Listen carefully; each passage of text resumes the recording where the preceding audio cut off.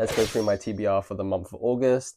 These are more Summerween vibe books because it is my birthday this month and I thought I'd read books from a genre that I really love, and that is the Summerween, like kind of subgenre slash horror elements. So these are the ones I have in my TBR. Let's go through them all. We have No Place Left to Hide by Megan Lally. This one I know is going to be quite fast paced as it is a YA thriller, and normally for me, I can read those quite quickly. From the cover and synopsis, this was given I Know What You Did Last Summer vibes, and that is definitely kind of what I'm going for this Summerween. Next up, we have The Lake by Natasha Preston. I love a good summer camp horror book, so I think this is going to be right up my alley. And I just think this is going to be quite nostalgic for me because I just love a good summer camp slasher. Next up, we have Kill Creatures by Rory Power. This one is giving Pretty Little Liars mixed with, again, I Know What You Did Last Summer.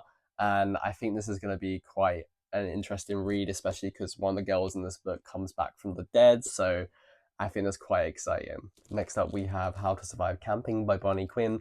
I kind of feel like the name of this kind of speaks for itself, and I just am in the mood for spooky season vibes, so this will be right up my alley. Next up, we have The God of the Woods by Liz Moore. I've heard such great things about this one.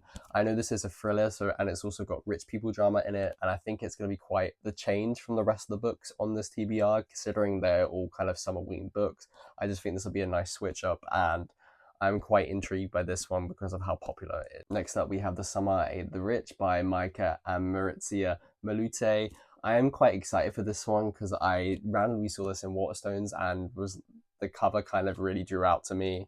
And I know this has kind of got cannibalism in it, which for a YA book, I'm intrigued to see how this works out. And I just think the whole concept of The Summer Ate the Rich, like the rich people drama that's going to be in this, I think it's going to be quite interesting, but hopefully a fun read. We have Diavola by Jennifer Thorne. This is meant to be The Exorcist meets The Haunting of Hill House if it was set in Tuscany. So just from that, I think I'm going to really enjoy this one, and I also think the cover is beautiful. Next up, we have When the Devils Sing by Zanko.